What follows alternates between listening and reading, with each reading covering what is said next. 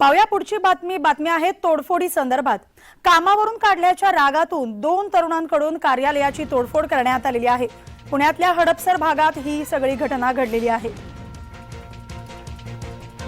कामावरून काढल्याचा राग मनात घेऊन ही तोडफोड करण्यात आलेली आहे। 2 तरुणांनी ही कार्यालयाची तोडफोड केलेली आहे आणि या संदर्भात पोलिसात गुन्हाही दाखल करण्यात आलेला आहे। पोलीस सध्या या संदर्भात अधिकचा तपास करत आहेत। पुण्यातल्या हडपसर भागात ही सगळी घटना घडलेली आहे। या 2 तरुणांना कामावरून काढून टाकलं होतं आणि त्याचाच राग मनात धरून कार्यालयाची तोडफोड या 2 तरुणांनी केलेली आहे। पुण्यातल्या हडपसर परिसरात ही सगळी घटना घडलेली आहे। हडपसर पोलीस ठाण्यात या संदर्भात गुन्हा देखील नोंद करण्यात आलेला आहे। 2 तरुणांकडून पुण्यातल्या हडपसर भागात एका कार्यालयाची तोडफोड करण्यात आलेली आहे, कारण त्यांना कामावरून काढण्यात आलं होतं आणि हाच राग मनात धरून त्यांनी कार्यालयाची तोडफोड केलेली आहे।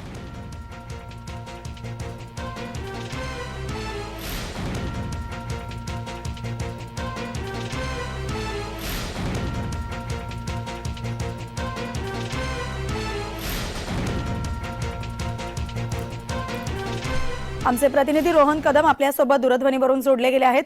रोहन, काय हा सगळा प्रकार आहे? कामावरून काढून टाकल्याचा राग धरून कार्यालयाची तोडफोड केलेली आहे, काय सांगाल अधिक? नक्कीच मिळेल। खरं तर अतिशय धक्कादायक ही सगळी घटना आहे। पुण्यातल्या हडपसर भागातल्या परिसरामध्ये ही सगळी घटना घडलेली पाहायला मिळाली। अभिजित चव्हाण आणि रोहित चव्हाण या दोघाही आरोपींवरती जे आहे तो गुन्हा दाखल करून पोलिसांनी सध्या अटक केलेली माहिती जी ती हडपसर पोलीस स्टेशनच्या वरिष्ठ सूत्रांकडून सध्या आपल्याला मिळते।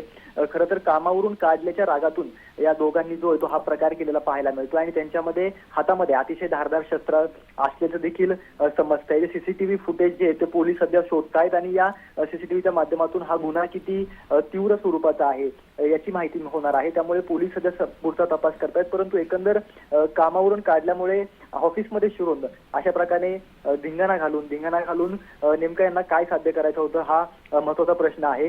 एका कंपनीच्या 2 व्हीलरच्या शोरूम हे सगळं होतं, हे त्याचं ऑफिस होतं आणि या शोरूमची देखील तोडफोड त्यांनी केलेली आहे।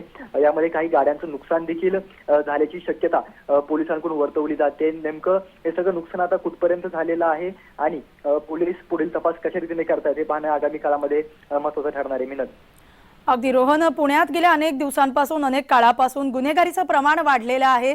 अगदी कोयता गँग असो किंवा इतर घटना, आणि अशातच ही घटना ज्या 2 तरुणांनी कार्यालयाची तोडफोड केलेली आहे, पोलीस प्रशासन आणि इतर सुरक्षेच्या दृष्टिकोनातून काय अधिकची आता खबरदारी घेतली जाणार आहे पुण्यात?